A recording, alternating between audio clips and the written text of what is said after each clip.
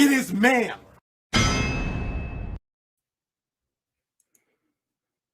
Hello, everyone. Welcome to Geek Tropology, and today we are doing Progressive Part number 12. And I want to talk about the dark side of fandom, the dark. Let me shut myself up. Okay. I will be talking about Star Wars, about fandom, about things that we love, things that we hate, and well, let's see what happens.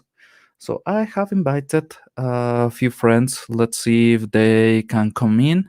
This is short notice because I was already thinking about not doing this today. Some time constraints, but let's do this. Let's do this, okay?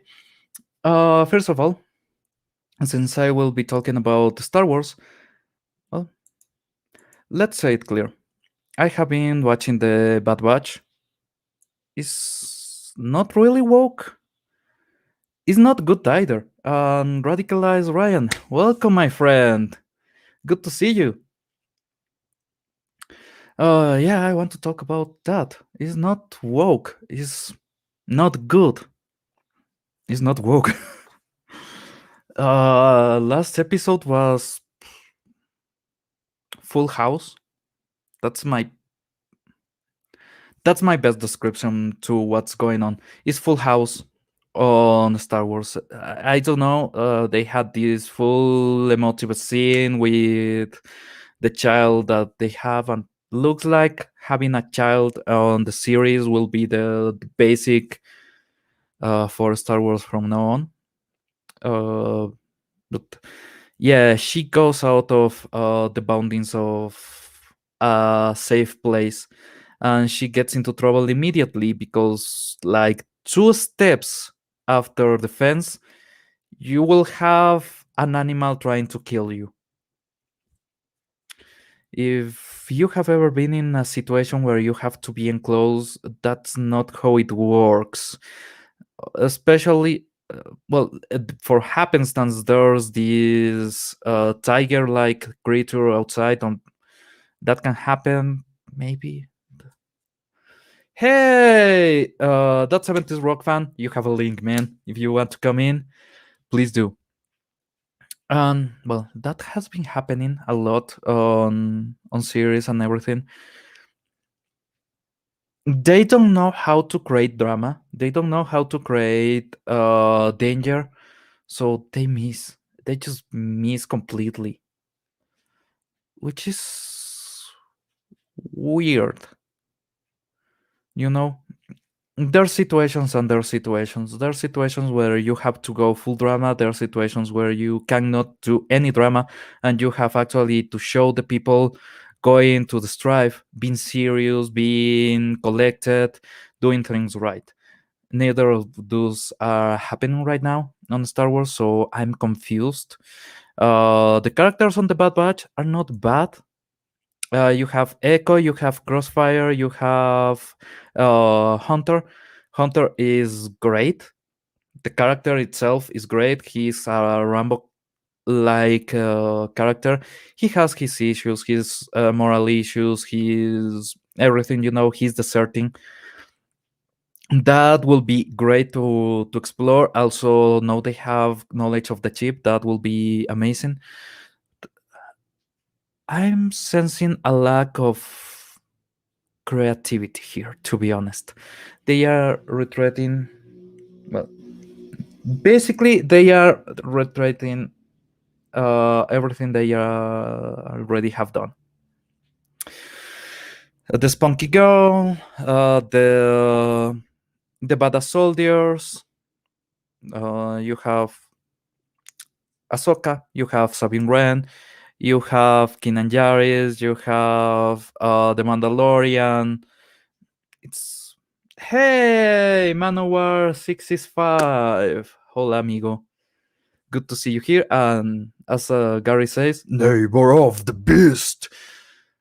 Oh man, I'm having a blast reading the Tumicorns on Latinos Land's channel because Jumicorn. Jum. Ah, but I used to sing. I don't do it anymore. I'm terrible at it. But yeah, the guttural is something that I try to learn, and it's not so great on me, but it works. As I say, it's not so great on me. Oh man. Um, I want to do an experiment, and everyone in the chat, please tell me if you agree with what I'm going to try to do.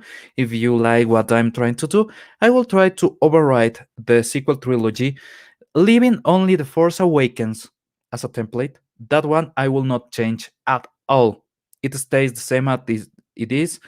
But from The Last Jedi on, I will try to create a different story, taking the same parts and taking the same structure. I'm trying to take it to a new level. Tell me what you think. Okay. So you know how The Force Awakens ends. Rey tries to give the saber to Luke Skywalker. Credits. We are parting from that. Okay, as the same as The Last Jedi, and it will be called The Last Jedi only because we want to fix this. You have this scene in the opening where not Rey the Skywalker, and I will explain this soon enough. Rey tries to give the saber to Luke Skywalker. Luke Skywalker actually takes it. He watches it. He's mesmerized, and then he gives it back. He walks away without ever saying anything, and Rey follows him. While she is following him, um, he actually says, "This is yours now, and I have nothing to do with this fight. I did what I did, and everything is how it is because of me." Okay, that's a small moment. Then you go to the base where Finn is, where everybody else is. Finn's waking up from about the tank. As he wakes up, the first thing he asks is about Rey, and there's Leia actually there. There's no scene with your mama joke, nothing at all. She says that she's gone, and they have this thingy to track her and for her to track them. But there's pressing matters even more important. The base is under attack.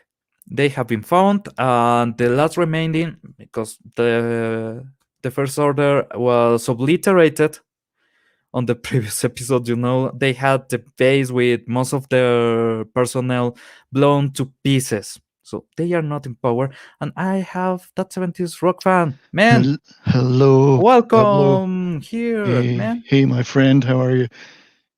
Can you hear me okay? Oh, you sound delightful, man. So, well, thank you. No, I was having some microphone problems there. After I threw it against the wall a few times, it started working. Man, just say your hellos for a second and I will shut my mic because I have to ask someone to leave my dog out my room. All right. Well, I will. Hello, everybody. I see who we got. We got Man of War. Good man. And Radicalized Ryan. Hi, guys. How you doing? I think you guys were listening in last night in Foul Ball. That was a good fun. That was a lot of fun last night. Really enjoyed that, but I think I wore my mic out. Too much speaking, too much talking. Yeah, so I hope you're all having a good Saturday. It's a beautiful day here in the interior of British Columbia, although I think it's going to rain, which is a good thing because we need some rain. It's very dry. But we went out for a nice walk along the river, and life is good. Despite all the crap, life is good. Yeah, life is good. It is. And Peter Parker's life is better now because he's going to pee in the yard. So All right, good. Yeah, that's the name of your dog or cat. yeah, Dog. one is Miles Morales, the other one is Peter Parker. They Yeah. are white and black. I was going to say, but you should reverse them. You Oh should no! reverse them. This is what happened. My sister's dog during the pandemic had a lot of puppies because she never actually got her sterilized. The old snip. Yeah. Yeah. She had first this batch of dogs, and there was this black one that used to play with me every time I went to the yard and everything. And I was like, okay, this guy, I like him. I took him in, and then I needed a name. And well, he was climbing everything as a puppy does. And also, he actually made me think about having a family again and everything. So I was like, okay, I feel like Peter Parker on the Spider Verse, and he's black. He's climbing everything. You are Miles Morales. That's it. Okay, that's pretty cool. You could have called them Superman 1 and Superman 2. Oh. I'm just kidding. But were you hearing what I was saying about fixing the Star Wars movies? Uh, Fixing which ones? The sequels? The sequels, yeah. I mean, is there a big dumpster they're going to throw them into and burn them? That's how they're going to fix them? No, what I want to do is let's just try to take small pieces of after the Force Awakens, leaving the Force Awakens as is, because that one actually people kind of like it. There was interest, so let's leave it at that point, and let's Okay. fix the stinking hole that uh, Do you think, Disney did. have we got the testicular fortitude to fix The Last Jedi? That steaming pile of crap. I'm trying to. I'm trying to. Yeah. Trust me, it is hard. But I'd have to go back to the. I know what you're saying, leave The Force Awakens, but there's one major glaring thing, particularly that I would have to say we got to fix in that, which is Han Solo. Killing Uh, Han yeah. Solo. Actually, I'm going to fix that in the Last Jedi. Good, because as we all know, the main chance was missed of putting our Yes. beloved OG characters together. And that has to be fixed no matter what else happens. Even if Wonder Ray remains and whatever, we have to fix that. Exactly. Okay, so let me try this. Go for it. As I said, the movie opens on the same note. Rey is trying to give the saber back to Luke Skywalker. Luke Skywalker takes the saber, inspects it, gives her the saber back, and he flees. Brightest day. Hello, my friend. He leaves. Rey comes after him, and he goes, "No, no, no. That's yours. It's your adventure now. It's your situation now. I did what I had to do, and I complicated things worse." Okay. Ray tries to get the training all the same, but we cut to a scene on the base. Um, Finn wakes up. He asks for Ray, and there's Leia. Leia tells him about the thingy that tracks Ray and tracks the fleet. And she says, "We are under attack. There's more pressing matters, and we need you to go and fetch Ray because we are facing the last remnant of the First Order. The First Order was blown up, a whole planet full of troops. So it's not a stretch to say they are under the normal capacity they will have, like a planet full of troops, less of capacity." Yeah. Okay, we need you to fetch Ray. He tries to, and actually it's Poe and his newcomer, Rose Tico, that tries to prevent him because there's a fleet ready to destroy any ship that leaves. So they have a tracker that may ping you if you are not fast enough in the next position in hyperspace that you are taking, which is not hyperspace tracking, is partial hyperspace tracking, and there's a reason for that. You cannot do Okay. a full hyperspace tracking because you will fuck up continuity. Yeah, I'm just trying to think of the physics implications here. Full hyperspace tracking would be how would the signal?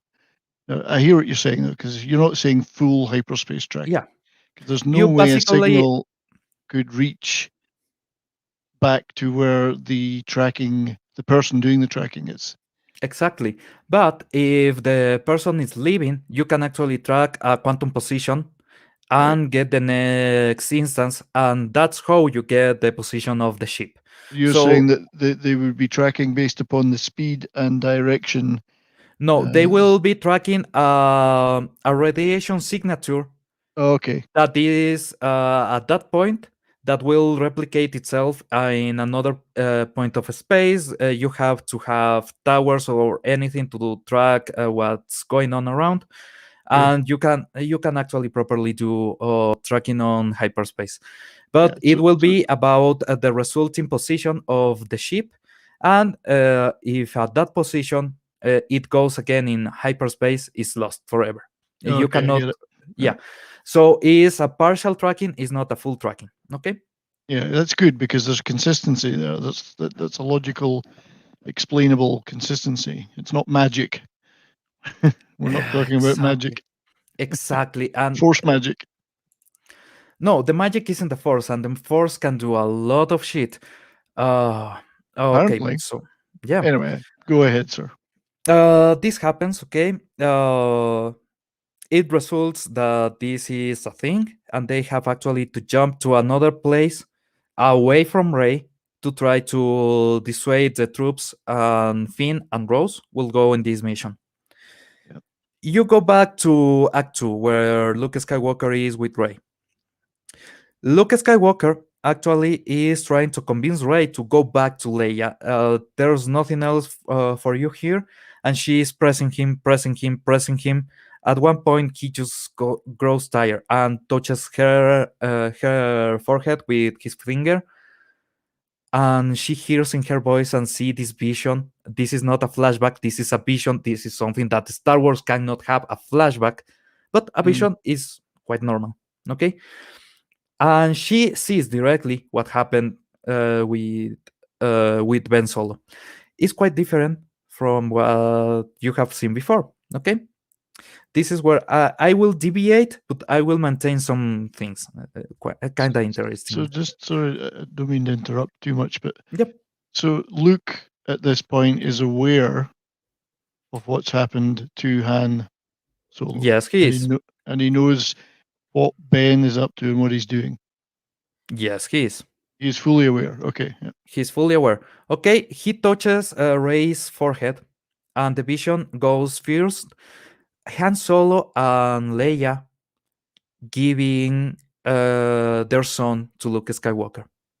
Okay, you Yeah. see this moment. The kid looks back to Han Solo, and Han Solo just taps his shoulder, like "You'll be okay." And there's this imposing figure, Luke Skywalker, as a full-on Jedi. It's frightening to the kid. He looks back to Leia, and Leia is your destiny, son. Okay. So he takes the step, and then everything becomes blurry, and you go to another instance. Here, Ben Skywalker, or sorry, Ben Solo, is Ben Skywalker will be a different canon. He is fighting with another apprentice, with another Padawan, and during the fight, he actually channels the dark side and is about to kill the other Padawan.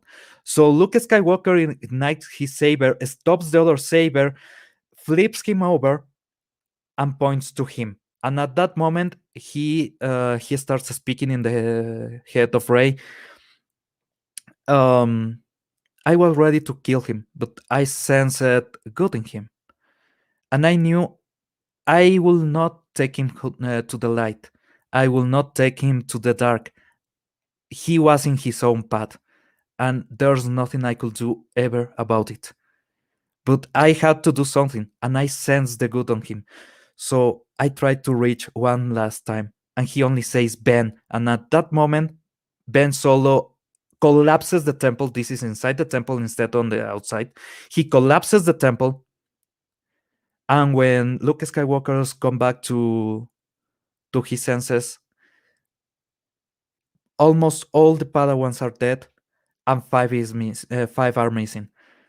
Ben Solo and four other Padawans. Okay, at that moment he realizes he failed to Leia, and that's the reason why he is in hiding. He cannot kill his nephew. He feels that he cannot kill his nephew. He feels the goodness in him, but he cannot bring him back. That door is closed to him. His Yeah. only real door is Leia, but he thinks like I failed her so much that I cannot face her again. I need to bring something else. And he has been in that place meditating, trying to get something. And in this meditation, he has realized, and that's where I'm going with Ray. Palpatine was dead, but his soul didn't disappear.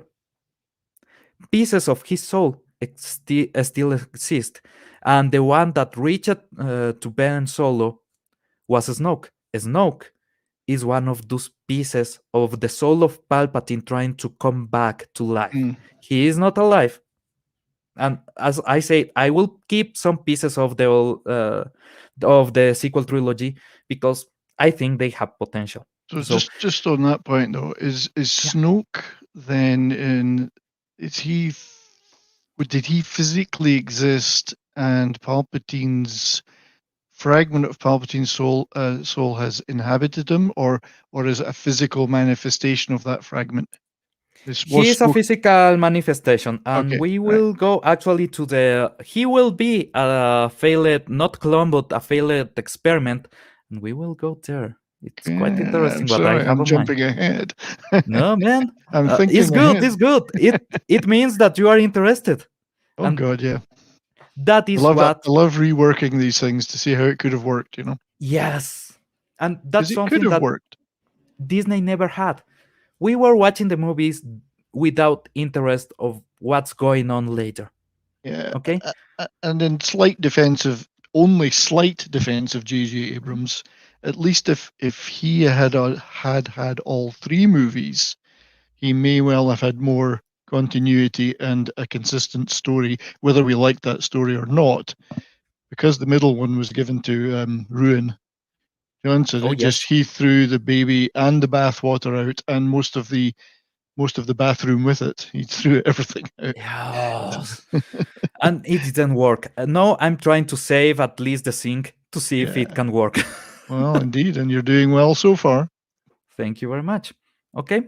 Continue. So he explains to Ray that this is a new fight. This is not his fight. This is a fight for the soul of the universe, of the galaxy. And this is beyond Jedi and beyond Sith. When the Jedi got to the highest point of their power, actually, uh, they concentrated so much light that the darkness needed a place to be, and that was Palpatine. Palpatine is the response from the Force to create balance. The Jedi are overflowing with light, but Hmm. there's a single figure that holds all the darkness. That's Palpatine. And now he's dead, and pieces of that darkness remain. You cannot get rid of the darkness to get balance. The darkness must prevail.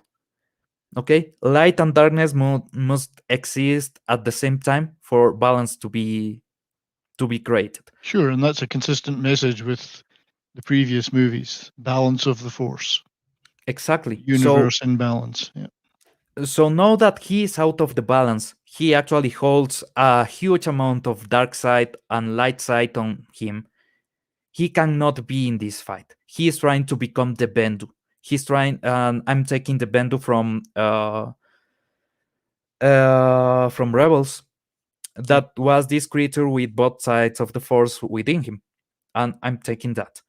Yep. Luke Skywalker was trying to elevate himself to that point because he needed to be a beacon to get something happen, and that's exactly what's going to be.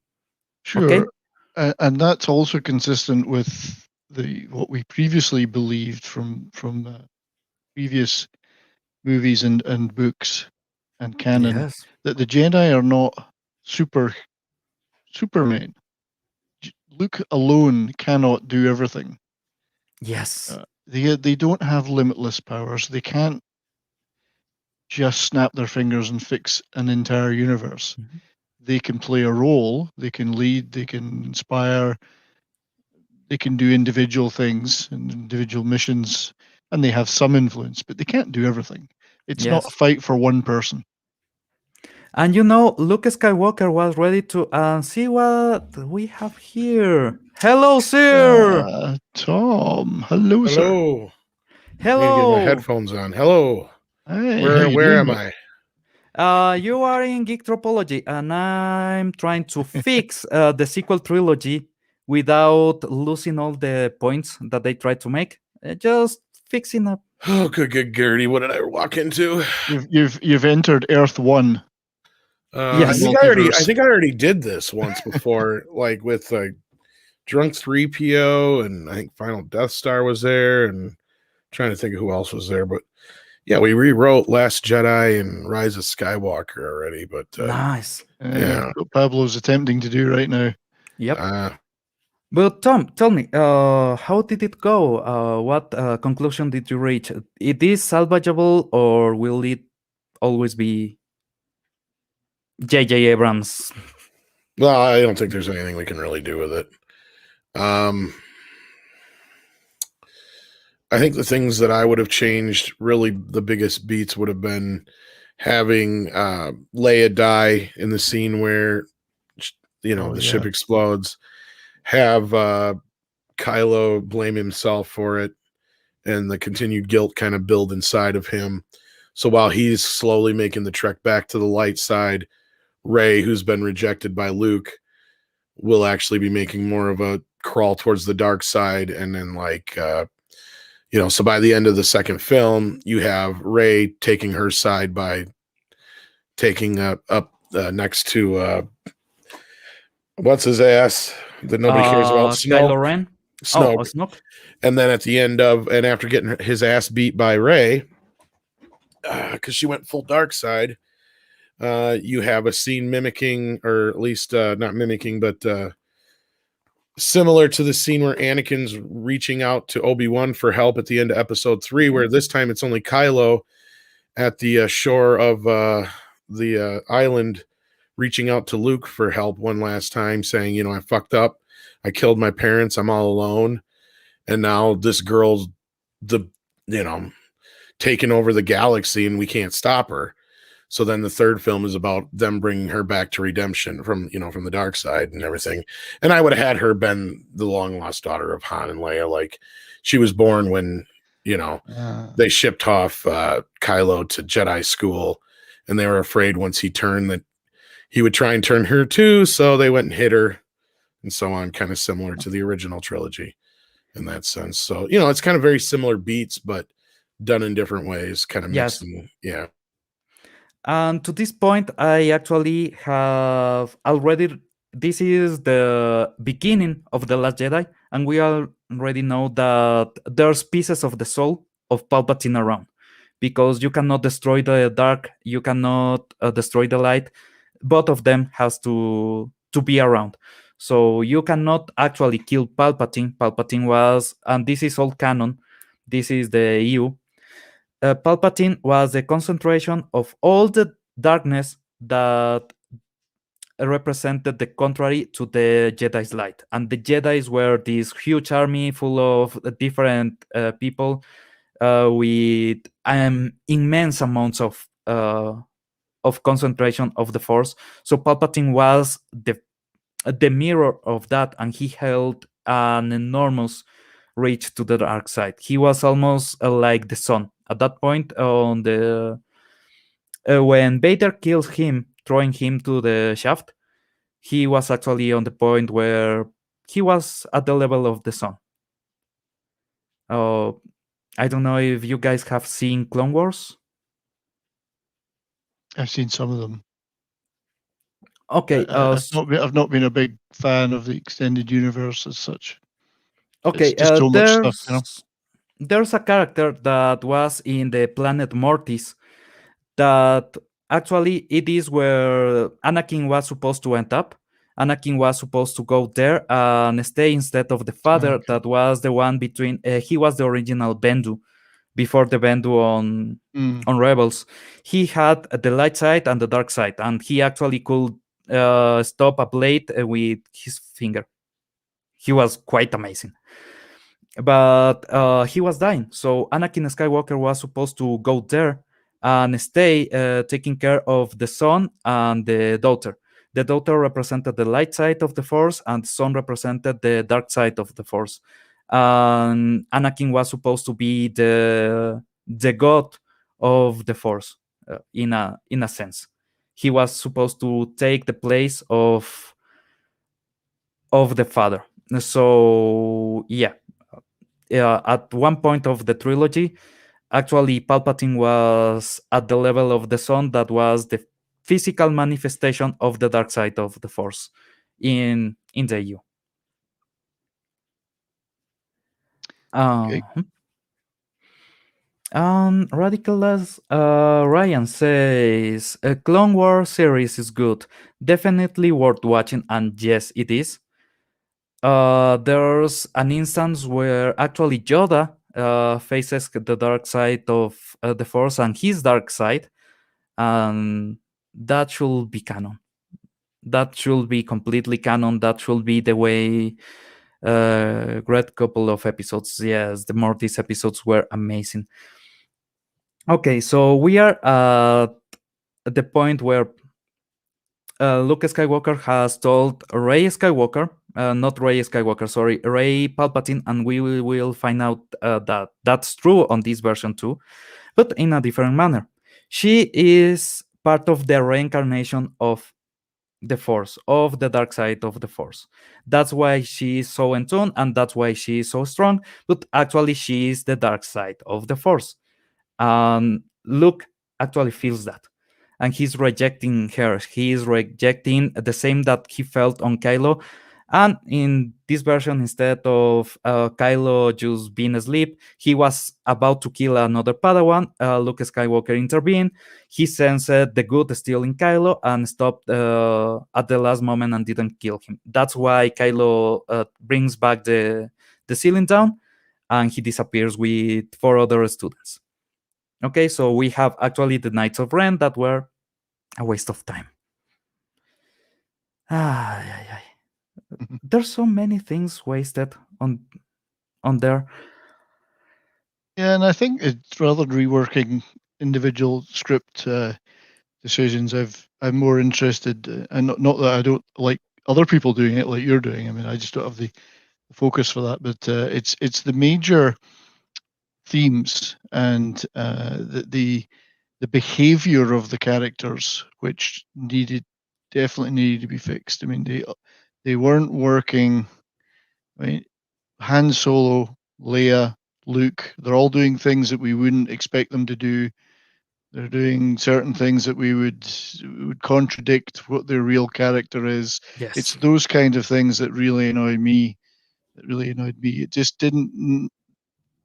It's this subversion of their characters which occurred. I mean, I can understand a world weary Luke, perhaps a hermit like Luke who's tired, he's getting older, almost like a Yoda, shutting himself away. He's done his bit. I can understand that, but to turn him into a sort of vengeful, misanthropic destroyer of all the things that he stood for, it doesn't make any sense, and it really was a lot of disrespect to the character. That's the things that really annoy me. If the fixing that goes a long way to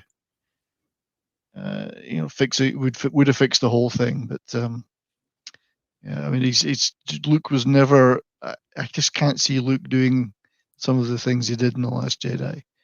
Turn him into a whiny cynic, almost. Yeah, there's no real way to have him being that.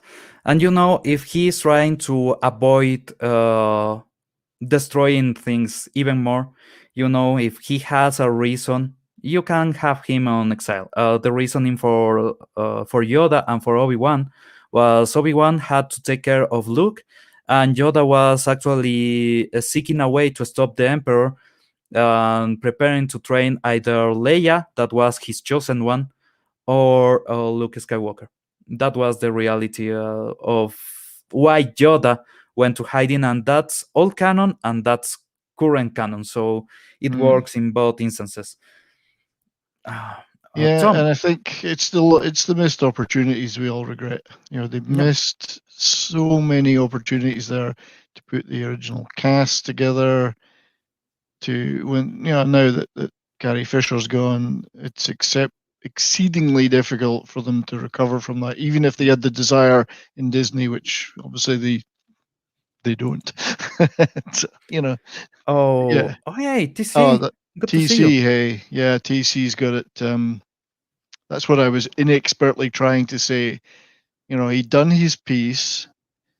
He's world weary. He's worn. He's an older guy. Just I mean, Jedi don't necessarily. Well, they don't live forever, really. I mean, Yes. Yoda was Um, very old, but he was retiring to be a hermit. He wasn't yes. necessarily cynical or desiring to see the world burn. He just done his bit. Hey, by the way, Liam Nelson's chin. I always screw his name. I'm not as smooth as his chin, but he's here. Hello, man. That chin has a particular set of skills. Yes, indeed. By the Yeah. way, Tom, have you seen the Bad Batch? No, I don't have Disney Plus anymore. Yeah, me neither. And I've So never even watched the Clone Wars and stuff, so Okay. yeah. If No, it's not in the movies or the live action stuff, I really don't pay attention. fair yeah, I enough. think it was partly the same for me. I mean, I understand the Clone Wars is pretty good. I just didn't really watch a lot of cartoon stuff then, even Star Wars or sci-fi related cartoon stuff. So I caught a few episodes, but I didn't have the Cartoon Network and I didn't have those things. So, but I'm kind of intrigued to go back and watch some of it now, though. I think, given You that, know, Yeah, I I have know. heard that from a lot of Star Wars fans. They I actually just have all the Blu-rays. I've just never watched them. I've never watched them. Yeah. Well, there's so much stuff. Yeah, I was a movie guy. Yes, I'm a movie guy. It's movies for me. So yeah. Yeah, and then But everybody's always telling me they're all out of order, and you got to watch them in a certain order, and it's like, oh fuck, I know. mhm. Wow. that's that's hard It's a work. huge mess. Trust me, it's a huge mess. At one point, when Disney bought Star Wars and they got the full EU decanonized, I was like, okay, if they are trying to fix it and they will take the better parts, because there was a lot of stupid shit. It was 40 years of stupid shit and great shit and middle of the road shit. You never know. You never knew what you were getting with Star Wars, but it was fun to see. There was a mountain that actually snorted in the Ewoks' faces. I don't know how that works, but that happened. There was a romance between an Ewok and a Wookiee. That's no. That's a little bit disturbing, don't you feel? That's One's like 7'8" and one's 2 foot something. yes, that was like a Chihuahua trying to get with a San Bernardo. Yeah, indeed. Which one was which, by the way? Wookiee was male. How do you know a male Wookiee from a female Wookiee? I've always wondered that, not being a big EU guy. That's a good question. I don't have the answer. Lord Todd Yeah, is here. and why? Yeah, and why did Chewbacca not wear underpants? That's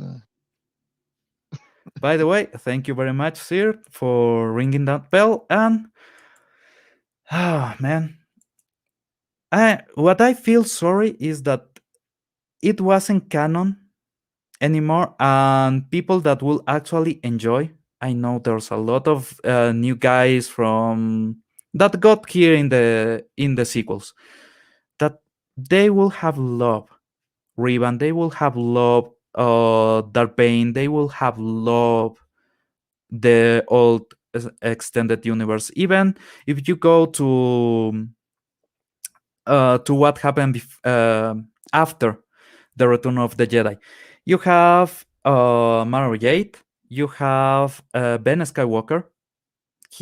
There was actually a Ben Skywalker in the mix. You have Darth Krayt, that was amazing, and you have the Ocean Bong. There were these species from outside of the galaxy that hated technology, hated as a whole technology.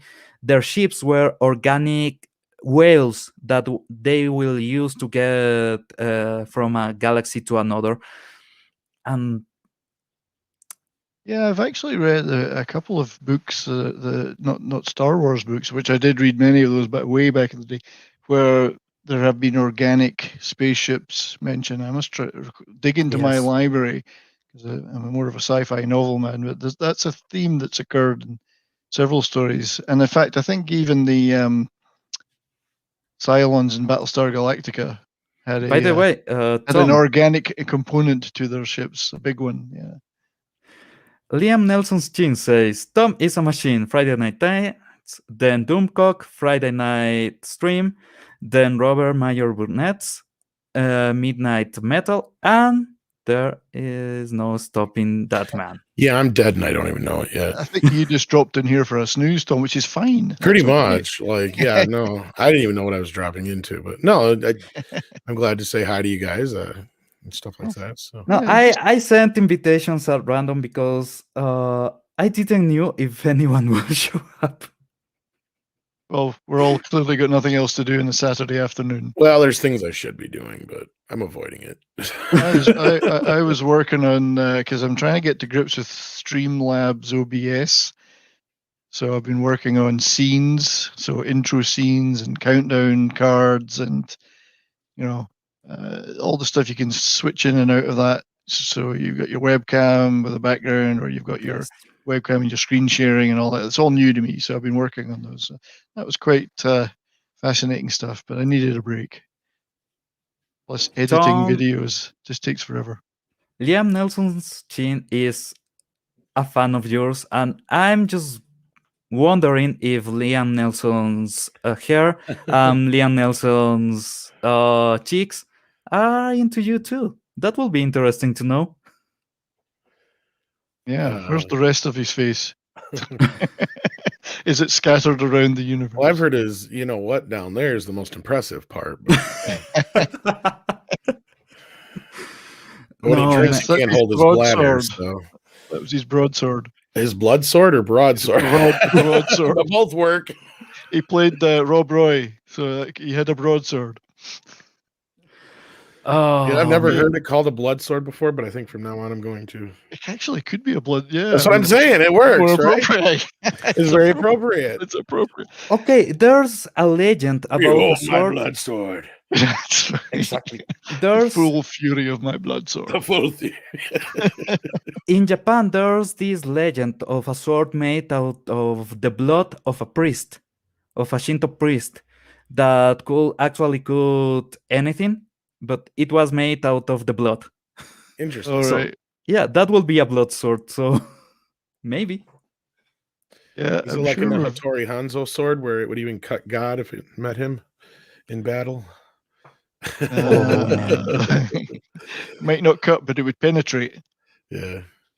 Sentient dildos in the chat. I'm sure we could continue this. We talk about penetration. Exactly. Say, I tell you what, guys. Speaking of swords, as you know, I'm a well-known Scotsman. But if you've Don't ever been to Scotland and go to William Wallace's monument, the Wallace Monument near Stirling, his actual sword is there, and it's freaking Nice. huge. And it is a two-hander. It's the real one that he actually used, and he was a giant for his time. Well, I mean, most people at that era were only average height was about 5'2", 5'3". Yeah. if that. He was 6'3", 6'4". He was a giant. This sword is taller than me. It's Wait, wasn't the incredible. statue made in the appearance of I forgot the name. Damn it! You know who? The actor that did Braveheart. Oh, you And mean Mel Gibson? Mel Gibson. No, Yeah. no. There's been a Wallace monument and a statue there long before the movie Braveheart. But yeah, nowadays, of course, the image of Mel Gibson has slipped into. It's funny because Mel's a short guy, and well, the real Yeah. William Wallace was huge. But when you see the size of those swords, those guys, imagine he wasn't a knight as such, but imagine these knighted Right. lords on their gigantic horses with the full set of armor and this enormous sword charging towards you at 25 miles per hour. It must have been a fairly interesting sight. Oh yeah. The good thing was you didn't have to be able to run fast. You just had to be able to run faster than the guy next to you to get away from them. Just let me see if I understand this.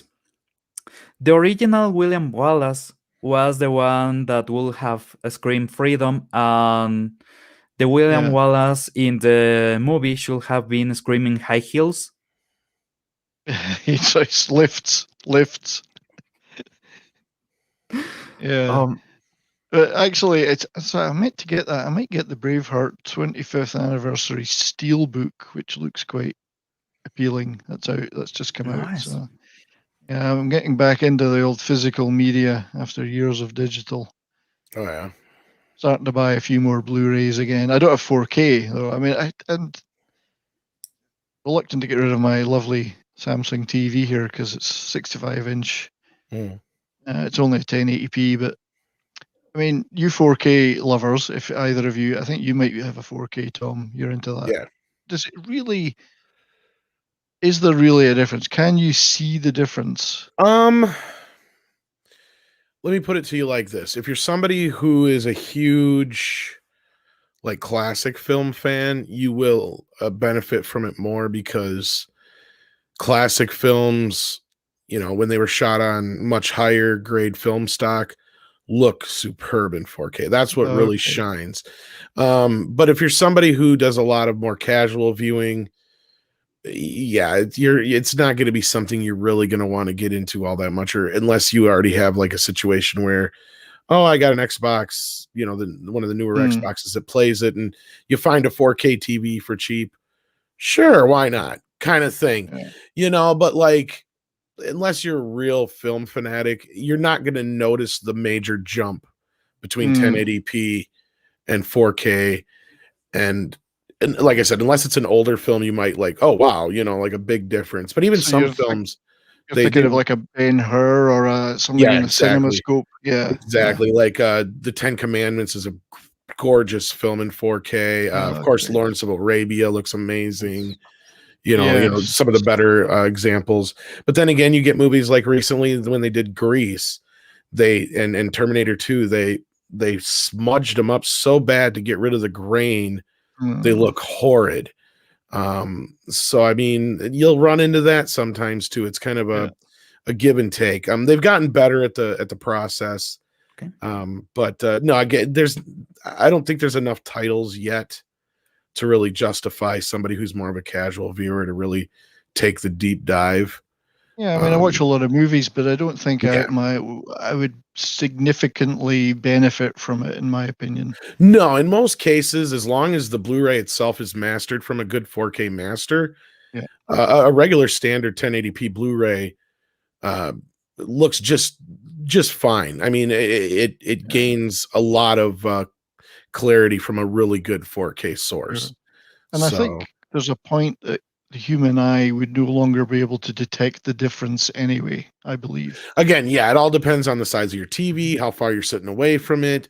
The bigger thing with 4K is the HDR, which is the high dynamic range, which actually, if it's done well, it really does benefit the film. Other times it's just like, whatever. But what that does is the highs and lows of the lights in the film, like, so the darkest darks will look more black and the lighter lights will look more natural.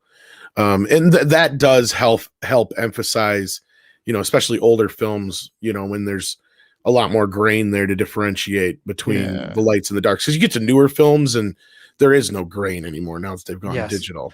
And Like, Sure. so, yeah. I was going to ask just about that. I enjoy the grain on most of the films. Yeah. I enjoy that sensation. So why would they, in the name of anything that they believe or hold holy in any way, why would they remove the grain when it makes a movie? A great example of that is the Grease movie I brought up earlier. Because the movie came out in 1977.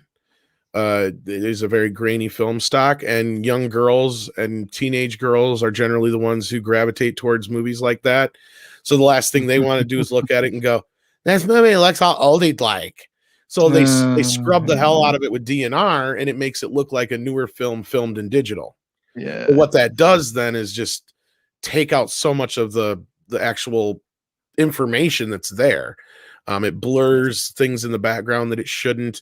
If you're looking at an animated film where they do a shitty job with a lot of DNR, they'll actually erase lines.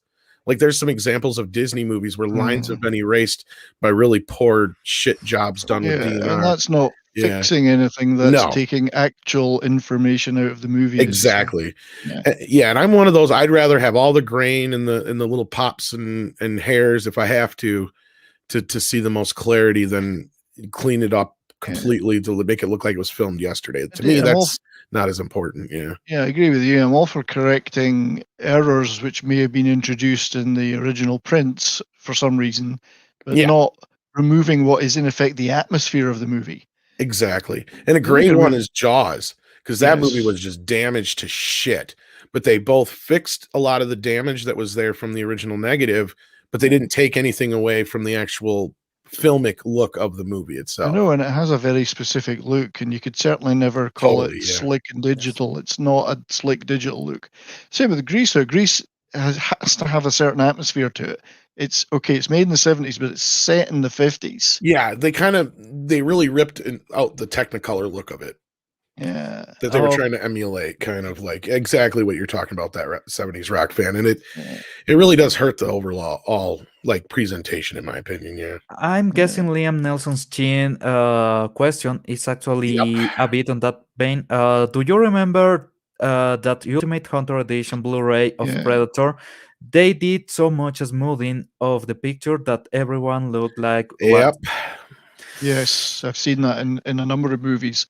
And it's that's terrible. That's exactly what they're doing. Yep, they're scrubbing out the grain is what they're doing, and essentially once you go too far, everybody starts looking like a Pixar movie. Yes, they might as well animate them. Yeah. And okay, this is something that actually Hollywood has to realize.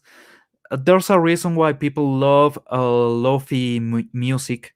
They love watching old school black and white movies. There's a charm on having that. There's something that is amazing on hearing a record on the turntable and the needle skipping a bit or fondling a bit in the channel. It creates a sensation that you cannot replicate.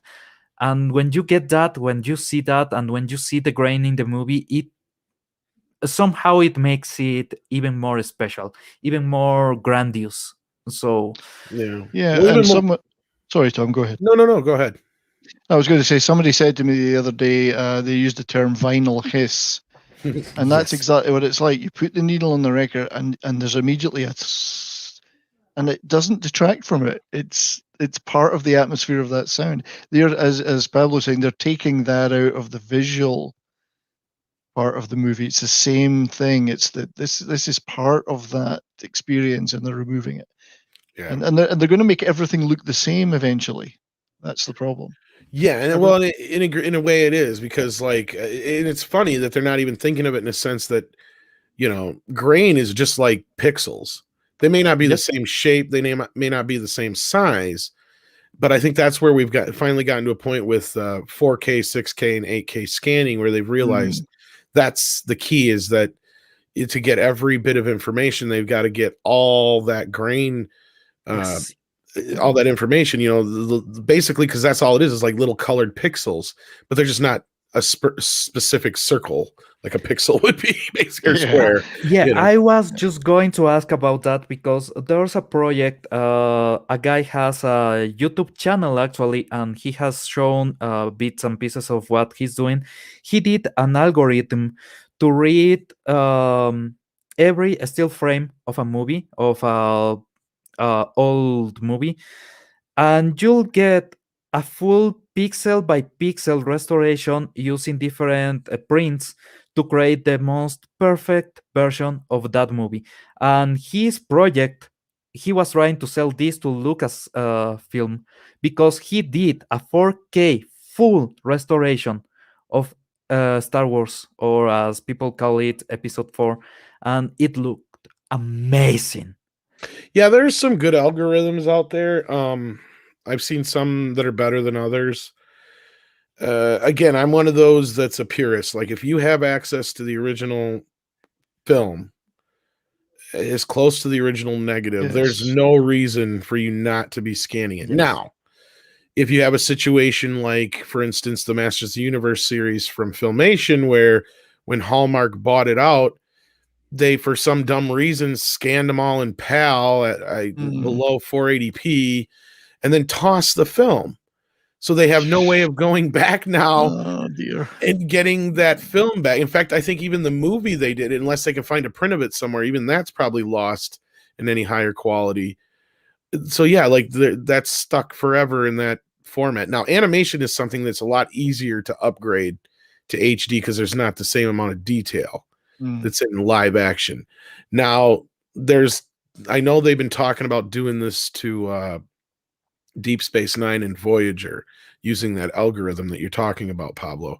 And I'm kind of mixed on this because I understand the amount of work that went into TNG to get that show together, and Voyager and Deep Space Nine are even bigger undertaking because all of the effects are pretty much digital, which means they'd have to go all the way back to the original files, which a lot of the guys who worked on those shows still have.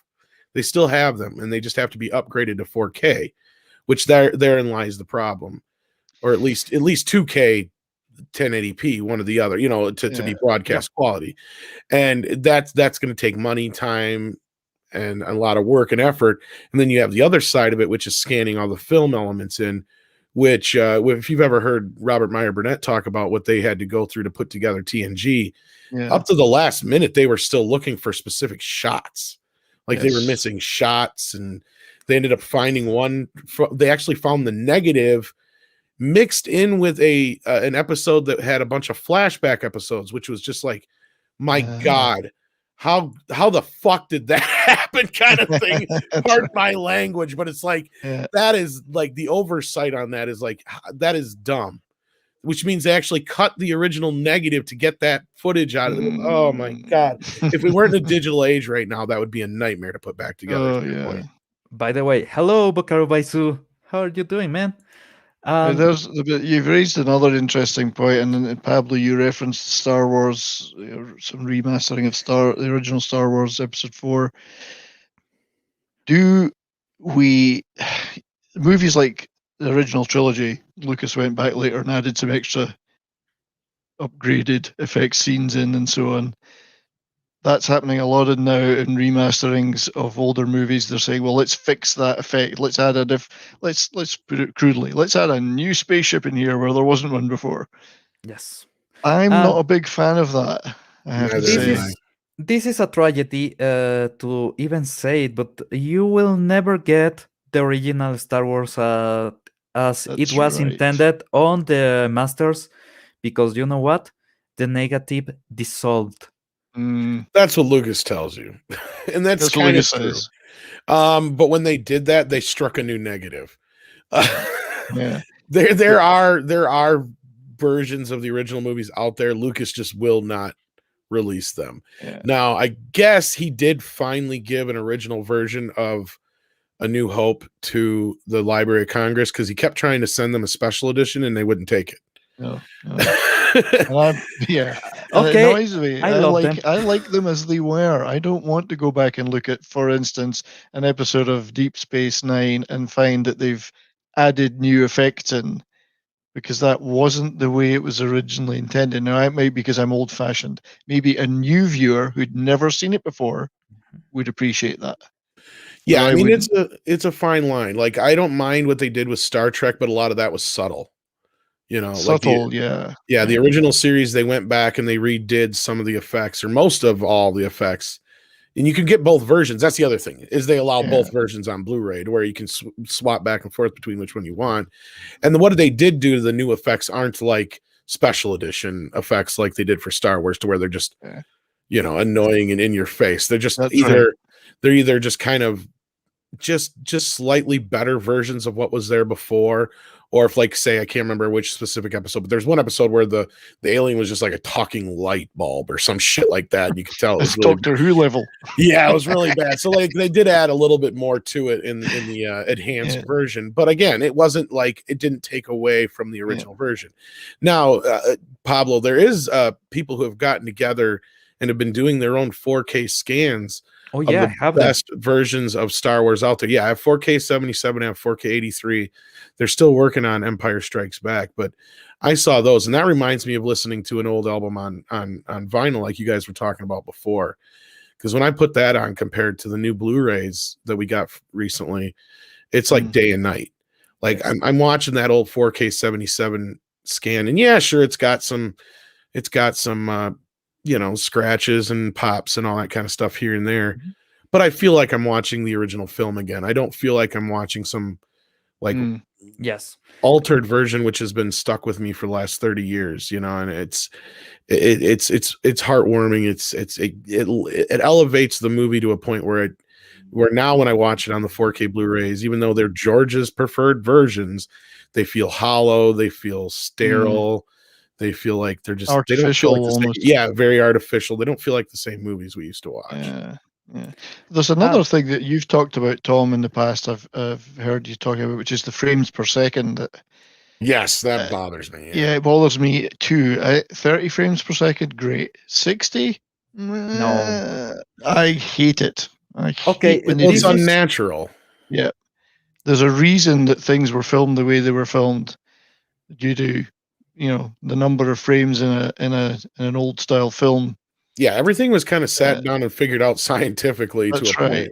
Same with television and so on. There's reasons for the way that technically it developed the way it did, because of the human eye and because of the number of things you can do within 1 second and so on. Yeah, they tried all kinds of different frame rates and stuff back in the day. The Hobbit is terrible for the frame rate. And then they finally figured out that between 24 and 30 frames a second is about what the actual natural eye sees. Because if you flash your hand in front of your face, you see motion blur, right?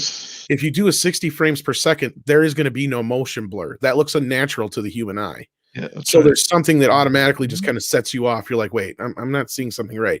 And that's where video came into the play. And that's a higher frame rate, even though it looks like garbage, and that's where, because there's none of that motion blur in there. And they tried to artificially kind of do things later on to video to emulate that in certain ways and take the frame rate and mess with it a little bit. But you can totally tell, especially like British television, because most of that was shot on like different frame rates in different time frames. 480 lines or something, 480 lines. So like depending on what you're watching, you might be like, that just looks odd to me. Like even the older Twilight Zones, I think because they shot them or whatever stock they used, it was like it looks like some of the early episodes feel like you're watching soap operas. Yes. It must have been shot on early video or something. I wanted to go back to music just for a second, because this is something that most people don't get. When you have a digital file, at least on the last 10 years, is perfect. You don't miss a single beat in the music. You don't miss a single note. You don't get a single tone out of sight. Yet, having that perfect and being able to play it in the best computer with the best equipment possible, it will never replace the feeling of a cassette, of a disc. A cassette is incomplete, and a disc has these small grooves that will make impossible for you to play what's actually on the disc, because the needle has a diameter that is actually bigger than the smallest groups that you can get in a disc. That's the season. That's the sound that you hear is the needle not feeding in the disc. But that actually gets people in a better mood. It's the I don't know how to say that it gets you happy. It makes you more interested. Yeah, and there's yeah. Go ahead, 70. I was going to say this is sorry, Tom. Yeah. No. This is actually a subject I could talk about for hours because the way we listen to music now, because it's of digital, is completely different. You know, nobody or very few people now sit and listen to an actual album start to finish. Everything's, shuffle the tracks or what's, random track next or so there's the way of we consume it. Before you sat down and you put the needle in the first track of the record and then you listen to the album with the gatefold sleeve in your hand and who knows what you were rolling on top of it, but and it was a different kind of listening experience. Now music's become much more of a product, I think, and I know I'm old fashioned. I'm an older No, guy. you're right though. I mean, look at a great example is Billie Eilish. She's been around for how many years now? She's only had 2 albums.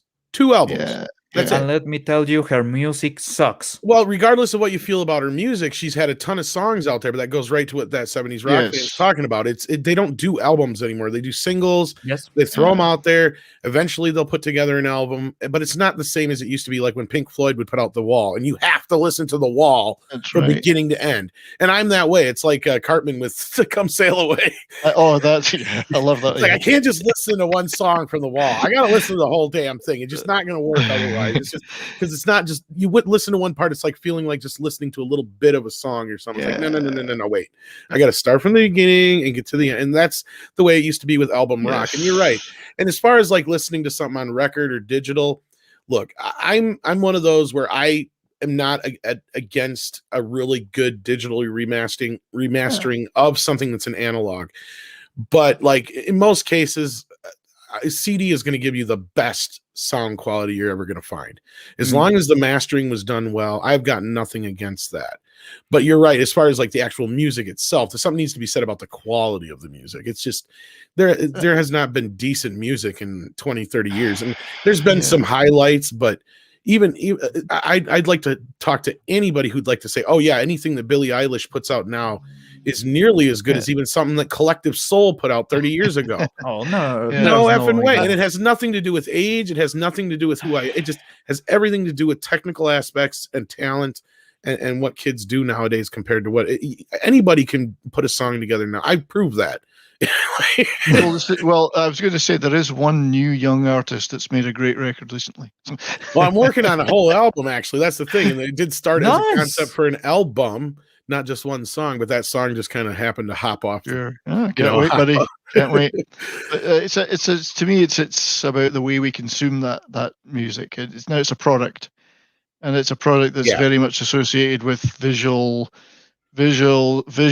with used to promote adverts or sponsored products and all the bling, and there's a bunch of stuff that goes around it that isn't to do with music now. Well, a lot of that started with MTV. It did, but it's become the whole reason for it now. Almost. Exactly. And we knew it was coming. We all kind of warned ourselves. We're like, if we keep going down this road where we judge an artist just as much by their looks as we do their output of music, we're going to end up with shit like Justin Bieber, which we did. Oh God! As a Canadian, I must apologize for for inflicting that on the world. How many of you can say Freddie Mercury was actually a good-looking guy? Gooding guy. No, sorry. He was distinctive. He was distinctive. He has his own face, but he was not good looking. He really embodied a non-binary look, though. Like before it was a thing. Like, I mean, because as a guy or a woman, you could watch him and be enthralled by him and not have this like feeling like, oh, I shouldn't be looking at him because I'm straight. Yeah. Because there is a feminine value to him, but it's not so feminine that when he starts rocking out, you still get that rock star thing of when, a teenager of That's right. that raging hormones of like, yeah, I want to be that guy at the same time.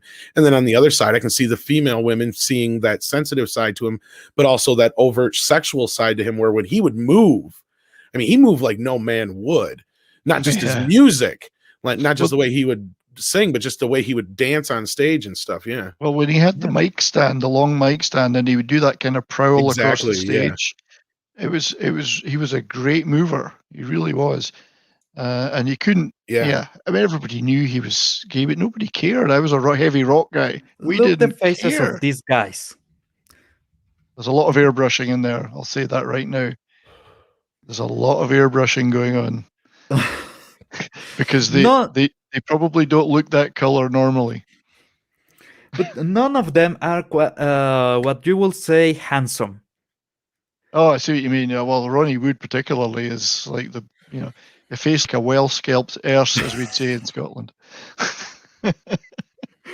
Oh man, but I liked Ronnie Wood when he was in the Faces, Rod Stewart in the Faces, and he was the guitar player. But He was if great then. you hear them, you don't even care if they are ugly or not. You don't care about their mugs. You don't. Well, that's the Well, thing actually- is that if you met Mick Jagger on the fucking street, you'd think he's an ugly motherfucker. Yes. Yeah. But the Keith- fact that he gets up there and he does his chicken dance and he sings, the women go wild for it. That's It's just, right, yeah, they it do. makes him sexy. Sorry, go ahead, 70s rock fan. No, yeah, it's me, man. I keep leaping in. I'm sorry. I'm not allowed to talk at home. Mrs. Rock fan won't let me talk. I don't. But yeah, I he's don't know. Keith when he was younger. Keith Richards when he was young, and I've got my Mrs. Rock fan that I referenced. That was the first band she ever saw live in 1965. Damn. She was a little girl in Montreal. She adored Keith, and he was actually quite cute then. He was the cutest of all of them. I Yeah, think, he at was that probably point. the best looking of the bunch. Yeah, Brian was okay. He was that kind of blondie, kind of soft looking, but Keith was the one that she gravitated towards. He was quite good looking then. And then 40, 50, 60 years have taken their toll. Okay, yeah. guys. Did you ever enjoy Celia Cruz?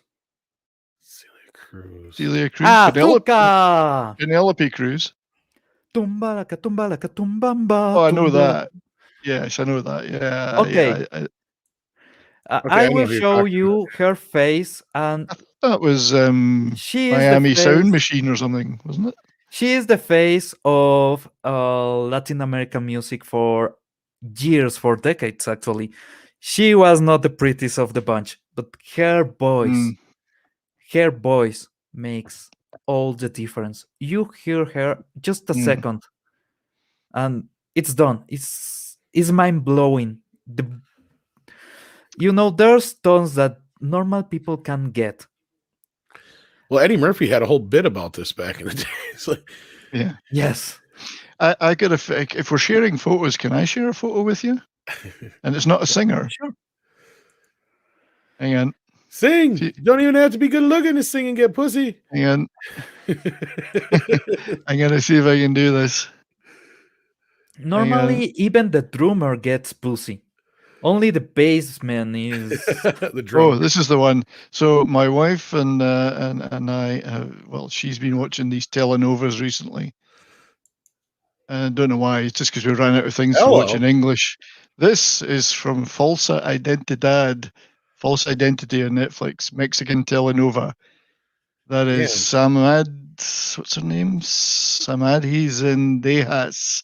She's the star. Now, I'm happy to go along with watching that soap for various reasons. Yeah. Yeah, you're definitely watching the soap. Yep. So okay, time for a sharing shameless joke. Hispanics. If we're sharing pictures of Hispanic ladies, I'll share that one with you. Now, she also does. She likes it. She gets her share too of. And I'm trying to find the guy's picture. He's one of the male stars. So it's the male gaze isn't the only thing allowed in the show. Oh, of course not. By the way, shameless plug. If you like novellas and you like pretty ladies, Midna says Español, and if you know Spanish, we had an interview with Noemi Gonzalez, and she's beautiful, and she's in a novella from Netflix, the Selena, and Selena was huge in Latin America, but Oh yeah. I am getting the feeling that she was even bigger on the United States because the novella is getting a lot of traction. Yeah. Well, what you had was is she was one of those that just sadly her tragic death just happened to be one of those things that pushed her into mega stardom Yes. up here. She followed that sad trope that a lot of artists do. They come to a tragic end way too early, and sadly they're celebrated more after their death than they were when they were alive. Right. It seems to be an American trope anyway. It's a great career move. It is. Well, sadly, yeah. Yeah. But these The telenovas 27 are Club? these telenovas are hilarious. But that one, False Identity, particularly, it's got all the tropes. This is why we actually enjoy watching it, but we also point out the things. So it's got one of the guys dies. The guy I showed you on the screen, he comes back as his long lost twin. So the next season, well, it's the same actor, but he's the twin of the guy that died. And it's things like they've got the arch villain in front of them. They're holding a gun on them. Instead of killing them like they said they're going to do for 10 episodes, they figure out a way to let them go so that they don't kill the character off. Nobody ever dies, even though they swear to kill each other. So it's got all these tropes in it. The only thing it's missing is the soap dish one where the guy gets his head cut off and they say, well, we've got to bring that character back. He was popular. We cut his head off. Okay, you can fix it in the script. The way off. That's right. You can fix that. With Diego on Midnight's Edge Espanol, we have this running joke that we actually have to get Tom hooked to novellas so he learns Spanish and comes to the streams. But I want not so much the watching of the telenovela things, but the learning Spanish part. Well, they're great for learning Spanish. I might be able to figure out what they're saying, but watch. The thing about me and my wife is we always have the closed captions on now anyway because she's a little hard of hearing, so we can read everything in English underneath as they're saying it. I'm starting to pick up a lot of phrases. It's quite good. Cabron is the particular word that I use a lot. Yes, they use a lot. That's a good one. Cabron. Tom and Brian, tell me what do you think about this small scene? ¡Tu vida inválida del demonio! ¡Déjalas! ¡No se le ocurra That's exactly what they're like. Yeah. ¡Por favor! ¡Ya la voy a matar! ¡No, por favor! ¡Dios mío! ¡Cállate! This is one of the more restrained scenes. Yes. Did she sleep with a man or what? She's in a wheelchair. She's getting up. I know. She's like fucking Bruce Lee and everybody in the room. I expected They her to even tip come her near, out. and he's just like, "Wah!" I thought she was going to tip her out of the chair there. All they said to her was good morning. Oh, here comes the real guy. Oh, you got the wheelchair girl on the floor? This is brilliant. What the fuck did the wheelchair girl do? She's dead I have no idea what's going on. all she said Nobody. to her was she just said good morning to her and she went off. Yeah. Nobody ever knew. I don't know. This is from an old novella called Maria la del Barrio, and Somebody that's what needs they're to like. explain this to me. This is what they're like, though. It's either full of half-naked people or they're all shouting each other. And the other thing that happens in this one we're watching is people get shot and they're on death's door. 2 episodes later, they're up and running around and everything's okay. It's like, what, the power of the force here or something? It almost sounds like somebody writing a soap opera who really doesn't understand what a soap opera is. They just get the tropes, and that's it. That's right. Oh, and yes, TC in the chat. Yes, they do show boobies. oh yeah, Lots of boobies. if you want a full-on booby novella, and it's only for the boobies, there's a great Brazilian novella called Zica da Silva. Zica da Silva? Zica da Silva. Okay. Right. Yeah. It's about it's a period piece on the colonial era on Brazil but the amount of nudity on that novella is over I'm just any writing chart. that down. Yeah, we're not, as I say, we're not watching these for intellectual stimulation. We're just having a bit of fun with them, and it beats watching depressing movies that have been ruined by franchises. Radicalized Ryan, you will make a channel reviewing novellas. Oh, we should actually. Oh, no, there's an idea, Pablo. Yes. Let's do it, man. Let's do it. Telenovas. We're going to review them.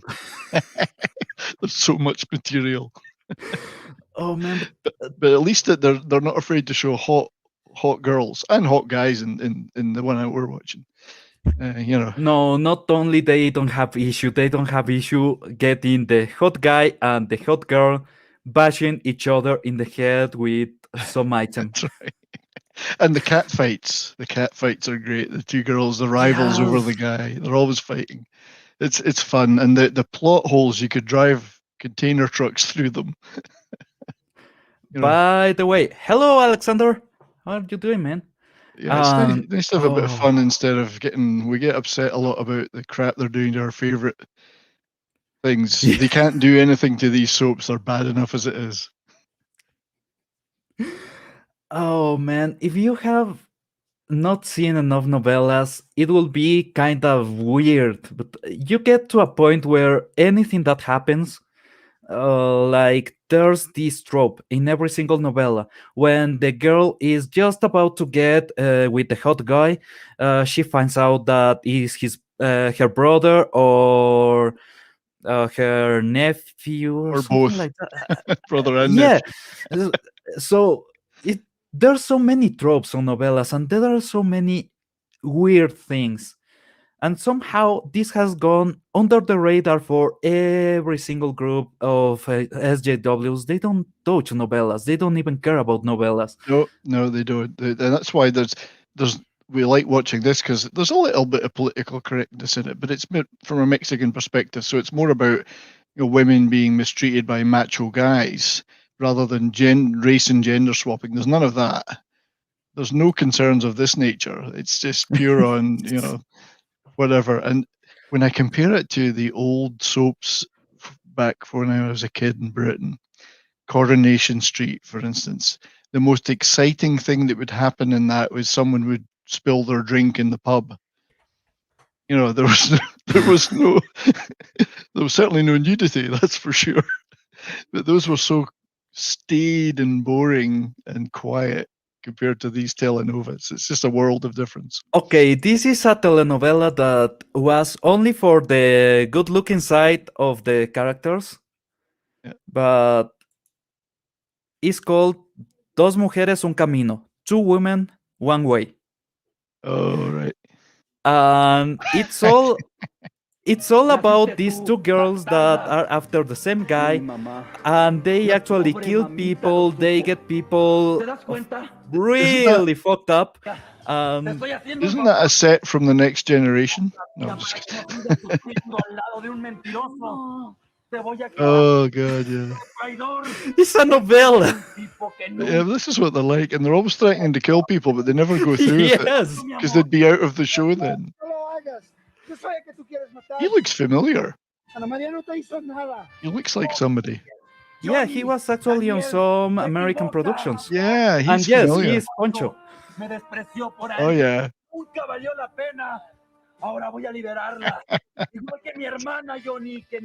We're gonna have to do a whole show about this, buddy. Yeah. Yes. We'll find the best clips. The clips of the most outrageous crap that goes on. And they're better than the American ones. American soaps, like the daytime soaps, they're just so dull compared to this. And right now, SJW Productions are kind of trying to go on that vein, but they don't get the joke. They don't get that this is full-on fantasy, and there's La Rosa de Guadalupe. Okay, it's a novella that they take current events, like I don't know, there's a cosplayer convention on the town that month. They will make a full-on chapter Stream the about comments. how otakus are evil, are demonic, are satanic, and it will be the Guadalupe Virgin that will take the otaku girl out of that world and back to the church. Okay. That's something that they really did. When Pokemon Go was a thing, they make a full episode about a girl that got into Pokemon Go and then she got into a car accident because she was not looking. And they find whatever they can just to make it weird. I can but is a novella, is a full-on novella, is tragic, is religious, Yeah. really religious. Well, there's a lot of that in them. Yes, but it's the hysteria. I just love it. Everything's and they go from one crisis to the next within 2 minutes. This is La Rosa de Guadalupe. Is a current novella. They make anything. They did a COVID special. Oh, hang on. They got there before Ahora South ya Park. puedes seguir con tu vida como si nada hubiera pasado. Señora Teresita, don Miguel de la Parra, me imagino. The cameraman's a bit Antiguo voluntario que a bit all over the place. ¿verdad? This is a very A la abuelita Teresita. experimental style. And in every single episode, there's a white rose that appears from, I guess, the celestial plane or something. And whatever that person was going through, whatever illness that person had, or whatever issue, is instantly fixed. Like the girl that was into anime, she actually gets into a fight with a friend and she stops liking anime, and that's the resolution. Oh, right, okay. Because divine intervention. So it's weird. And Are you fucking Latinos. kidding me? No, I'm not kidding you. She gets over anime because of divine intervention. Jeez. I think it should be the other way around. You almost can't write this shit. You can't. But they do. And they make it weekly. That's the whole. Okay, there was this girl that had to renounce to her satanism to get rid of COVID. That was the show. Right, So- I tell you what, let me show you another image here. Hang on. Sure, man. And so I'm going to show you two I images here. want- Hang on. Star Wars sequel trilogy, the telenovela version. No, not that. No, that would It be was great. almost a telenovela because, you Telenovela know, version, yeah. Right, so this is what you get in telenovas, right? But what Yep. you got in British soaps is this. Some uppity old chick. Ina Sharples from Coronation Street. She was hotness personified in the 1960s. And this was in the 1960s. But that's the difference between Oh British soaps my. and telenovas. That was Coronation Street. no. I'm not sure if you're showing the right picture, but yeah. Oh, right. Yeah, the old lady. Can you see it? Oh no, I'm No, seeing the all we hot see chick. is the hot young chick. Oh, right. Okay, sorry. I'm not doing this right. You're right. Hang on. Stop screen. Share. So, share screen. I'm not very good at this. Oh, yeah. This is the one. So, this is what you would get in British soaps.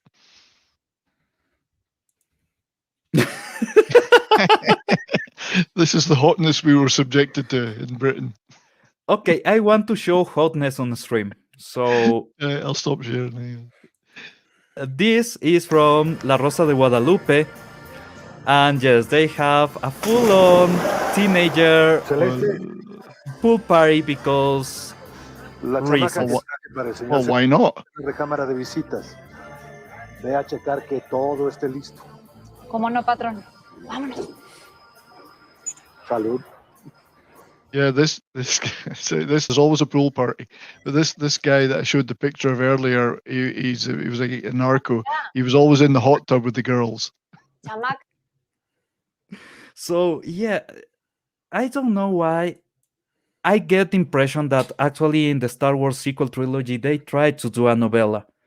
You know, the whole Kylo Ren, Rey Skywalker thingy where Mhm. they were in love but not in love, and he was the bad guy, but she has to redeem himself. That's a novella trope. Yeah, a novella trope with emo emos thrown in. Yep. I don't even know where to begin with this. But yeah, I think the sequel trilogy done as a telenovela, a true telenovela, I think it'd be more exciting. it would. You'd have that pink-haired Admiral Hodor, or whatever her name was, trying to stab. She'd be trying that to chick stab in that scene attacking the lady in the wheelchair. Like that would be That's right. her. She could do that. That's right. What do you mean? She'd be You like going criticize, nuts, you criticize my leadership. fucking whipping people around the room and kill that lady. That's right. We could do this stuff. Why are they not calling us? We could write this stuff a lot better. Ray Mariana, what are you doing with him? Can you see? He's your Admiral cousin. Gender Dun, Studies. dun, dun. I almost want to send that bit to Perry Chan and be like, "Here, hold on to this. I'm sure you'll be able to use Oh, it." you should, man. You should do that. Yeah, you got to Send be me a able. link for that. You could superimpose Ryan's face on the one of them. I'm the one in the wheelchair. Yeah, Yeah. Yeah, Ryan shouting, "No, no!" like it's a continuation of last week after he threw him out of the. That would be That's fun. right. Yeah, seriously, send me that link. I'll send that to Perry. Yes. Yeah, Party Indeed. and boobies. Why not? And Indeed. that's, party and boobies. Vera We- Duckworth. Yeah, somebody says Vera Duckworth. She was the other hottie in Coronation Street. Sorry, I'm just sidetracked. Buckaroo. He knows what I'm talking about because he's British. Anyway, sorry, Pablo. And in Doctor Who, we actually had some hotties. If you see Romana, Oh, Romana. Now, yes, I was oh man. like a teenager then, or early 20s. So yeah, Well, when you saw the episode at first, you were a teenager. When you finished the episode, you were already a man.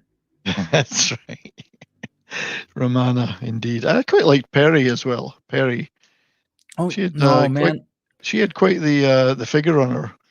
Even in new Doctor Who, you had Billy Paper. That she's Oh yeah. oh man, she's hot. I know her face is not the best face around. She's hot. Yeah, she was nice as well, though. I mean, she had a lot of character, which is good. Somebody you would want to hang out Here's with. That was telenovel Ray. How do you say it? Telenovela. Novella. Telenovela Ray. There you go. Yeah. Okay, I will watch this movie. Oh yeah. Now we're talking. Pablo's sold. That didn't take Now much. we're talking. She knows how to hang on to a ball or two. She's caressing that ball with care. Yeah. But if you think about Carrie Fisher and Leah in The Empire Strikes Back, I mean, she had a bit of touch of the telenovela costume on, I mean, it's You half-witted slimy. I'm there for her. my force just awakened. Who's scruffy looking? Yeah, let's see that immediately improves the sequel trilogy immeasurably. Oh, that makes it amazing, Absolutely. There's something that Disney. Here's a better angle. Oh, Yeah. I mean, I want a full trilogy of that. Yeah. Oh my God, yes. It's She's the force is- discovering her something. clearly the Use force. your force. Her Her force- areolas. The force is holding something up there. That's for sure. It's Oh yeah. it's force bra. Hamina. Yeah. Han Solo would have been. Yeah, he wouldn't have He'd been. been Han Solo, all right. Yeah, he wouldn't. He wouldn't have been worrying about any rebellions. Let's put it Oh, that way. that's the joke that I always do about Leox Gacy. I know he's Gacy, but Yeah, no. Gacy. She'd be like, I bypassed the whatever converter thingy. And he'd be like, honey, you can bypass anything you want. No. Oh, with Leox Gacy, I make always the joke. I'm not Han Solo, and I'm not going solo tonight, if you know what I mean. And you want to say that I'm doing a terrible voice for a gay character, but they did a promotional audio of that book, and the style on the character was that. And Yeah, you- but see, the funny part of the joke is, though, is your name isn't Han, it's Juan. So Han Yes. Solo. There you go. Right. So let's see. Hang on. Sorry about this, Pablo. I'm gonna No longer have one a solo. Opera tab. Sorry, I Don? interrupted your story there, Pablo. My No, bad. go ahead. Yeah, this is the top 10 Doctor Who hottest Doctor Who companions. Oh, there she is, Billy. She's looking there, looking good there. I think you guys can see this, can't you? Yep. Yeah, good. Sorry. So now, see, I remember Zoe Wendy Padbury. She was cute. I wouldn't say hot, but she's kind of cute. Young though, kind of young. Hope there's nothing here that can get this struck off. No, I didn't know Kylie Minogue. She was in Doctor Who. I guess she was. Kylie. She's cute. It's one of these where you got to go to the next page. Sorry about that, guys. Now see Elizabeth Sladen. That was my era for Doctor Who. Sarah Jane. Ace. I don't know. What do you think? Not that hot, I don't think.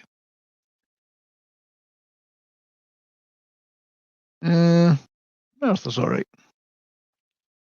Can't get this screen to go any smaller. Now we're talking. See, this is Perry. I think she's hot in a kind of Vampirella kind of way.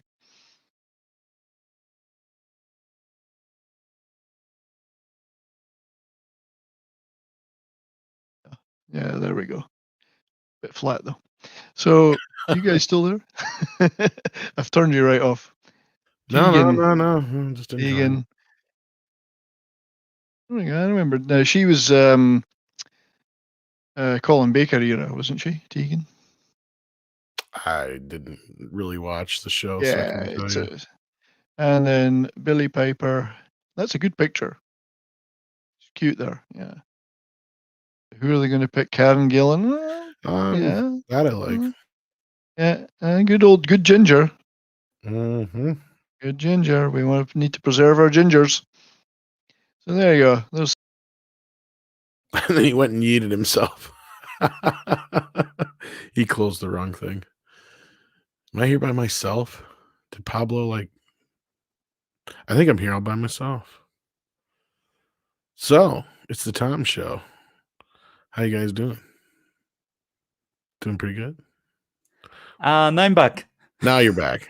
Yeah. See, you left me hanging here all by myself. I didn't realize, and I did a full-on boomer. I was talking.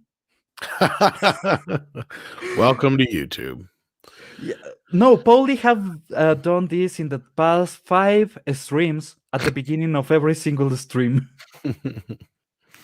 No, but I was saying, well, Billy Piper is hot. That's for one. And he's back. The other thing that I was boomered that one. I boomered that one. Sorry. No worries. I'm gonna have to check out here in a few minutes, guys. But yeah. Sure, man. Thanks just for let me joining know. us. No problem, man. But it's already like 6 o'clock here. It sucks. Man. What you got on tonight then? What are you doing tonight? Probably work. I have no idea what's gonna happen other than that. There's a videos and stuff I'm way behind on. Well, it takes it's a lot of work editing those videos. Mm-hmm. Yeah, I think I'll. Do you ever drop into Snowdub? Saturday night. It's quite good. Usually Saturday nights I get sucked into something, so not often, but I do know who he is. Yeah. Yeah, it's quite good. There's a trivia thing on a Saturday night. Cool. Trivia and the usual not fit for public consumption larking about. So yeah.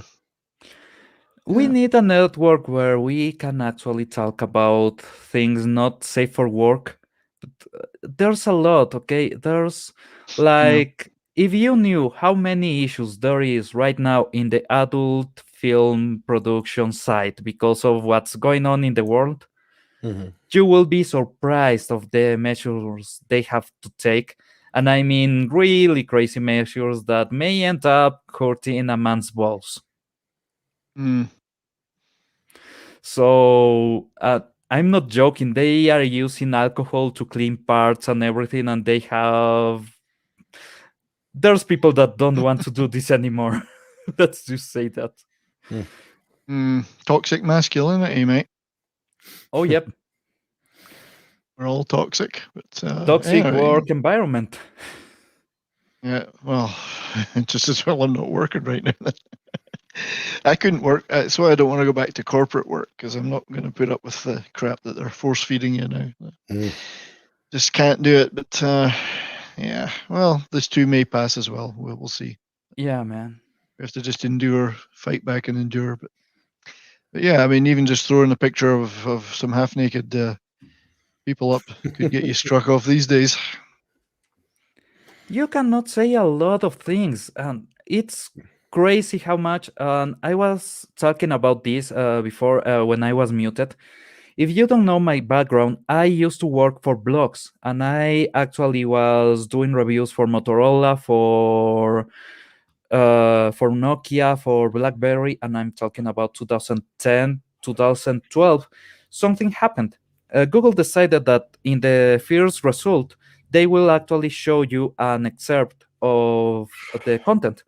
So that changed how things used to work. You usually will bring the information on the beginning. So there's this pyramid and inverse pyramid. The most important part of the content, usually on the pyramid, goes on the top. So it's the first thing that you do, you see, because people will stay on your page for a minute and a half at best. Then Google makes this change, and from every single place that you could imagine, you had your gizmodos and everything. They were making this rule that you could not say the important thing until 5 paragraphs after the beginning of the article. And that's when everything started to suck, because they have to sell you fluff way before you could have the information, so Google don't get the information, and thus you get traffic on the site. And that's really what kickstarted what you see now in blogs and everything. Wired is one of the first to do that. All the sites on Gizmodo started to do that. And at a point, people started to get out because we didn't want to keep doing shit. We didn't want to degrade our work. And they started to hire people that were just starting college to tell them you'll get this in your resume, and that's how we get the easily current state of manipulated. Yeah, exactly. easily manipulated. Yeah, I mean, in YouTube, what I find fascinating is that you can go on streams and you can swear and say a lot of stuff. Type the same word in the chat, it gets filtered, obviously. So there's a difference there. But it's not so much you can't swear or say certain. It's you can't say certain phrases that are associated with, let's say, political events. And you never know. It's shifting. The sands are shifting all the time. So you might be okay one day, and the next day, yes, can't say that.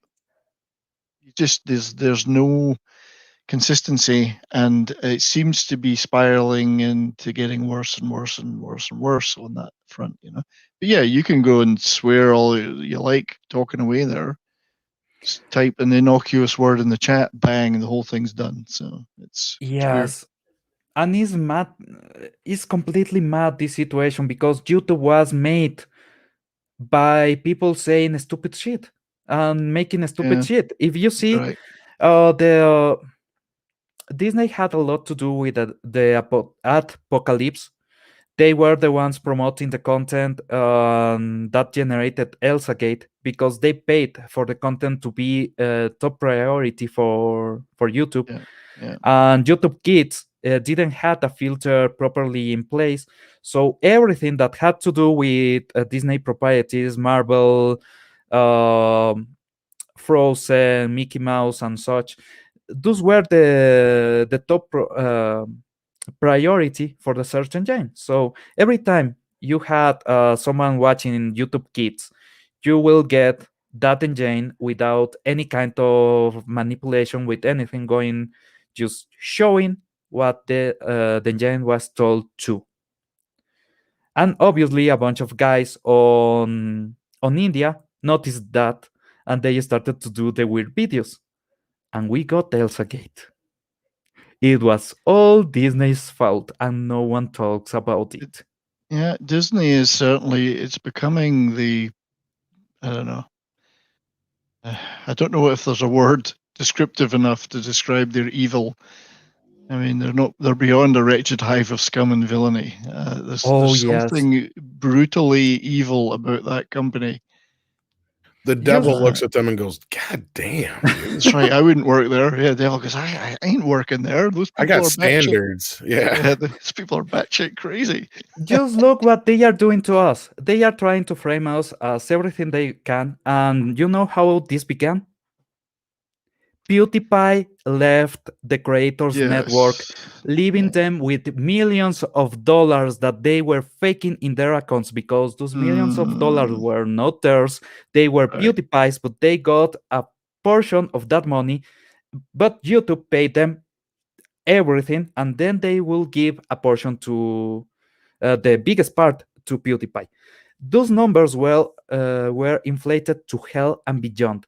PewDiePie left, and they started to do the attacks on social media on the bigger networks. Actually, CNN chimed in a moment about how PewDiePie is racist and PewDiePie is a Yahtzee and everything. And that became the way to shut up people on the internet.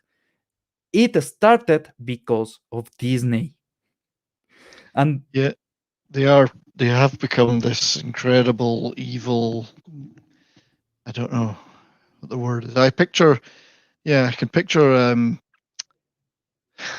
when I picture the devil, I always picture Peter Stormare, and is it Peter Stormare and Constantine? I could just I picture could him. see Kathleen Kennedy. I You could see just the picture devil. him saying, Disney, they're not coming into my hell." You know, there's something beyond hell about them. It's We will make something that inspires and gives people hope. Not in my watch. yeah, they are the dark side of the force. It's true. Yes. But it's a shame because YouTube has a lot of great things about it as a platform, as a technical platform. It's not perfect, but it's got some fantastic things about it. It's pretty easy to get on there, pretty easy to get started doing stuff. You don't have to have a ton of equipment. You don't have to be great at making videos, particularly. You can learn that shit. It's got a lot of good stuff, but the copyright striking, the fact you can use a little tiny clip of something, maybe a little bit of music, you just want to illustrate to talk about a band, bang, you're Yes. gone. You know, that's the worst thing almost, even above the political censorship. That's even worse, you know. Yes. You're not making a lot of money out of putting a 3-second clip of a band in there, but they can still shut you down for it. However, we're all still here, so you know, we're still doing it. By the way, Tom, I think you have to leave, but since we I are was gonna say on yeah. that note, I think I'm gonna check out unless you're gonna shut we it down are anyway. over the hour 45, so I will close. Before I close, I will. I gotta go. I never said this, but I have on my description links for PayPal and for Bitcoin, Ethereum, and Dogecoin. If you keep Dogecoin, much love. Whoa. But there, yeah, I think we had a blast today. Thank you very much for coming, Tom. That 70s rock fan, amazing man. You are always when I need you, so thank you. Thanks, Pablo. Yeah, it's a pleasure to be on, and I appreciate you having me. And I love our Saturday afternoon chats. Okay, so let's great to talk to you too, Tom. Yeah, let's plug. So let's start with Tom. Well, you know where to find me. You can find me at Midnight's Edge after dark, and do check out Midnight's Edge Espanol as well. That 70s rock fan, aka Brian. Yeah, Brian. There's no point in hiding my real name. It is Brian. I am Brian, and so is my wife. Nice. Yes, yeah. He's not the Messiah. He's a very naughty boy. He's Optimus. Oh, yeah, he's a very not. Yeah. So anyway, yes, I do have a tiny little channel with some music and science fiction book stuff on it, and I'm working on a couple of new videos, which I really hope to have out next week. And I'm going to be doing some live streaming. I've figured out my Streamlab stuff, so and you can find me taking part in the chat on lots of wonderful places like Midnight's Edge After Dark and Latino Slant and Nick Visor and many other great places. And finally, me. Midnight's Edge Español. Please come by, visit, and we are having a blast. And with that, everybody, have a great day, and I'll leave you with the outro. With this, the intro anyway, so... It's like an old song by the Yep. Bonzo Dog Doodah band, the intro and the outro.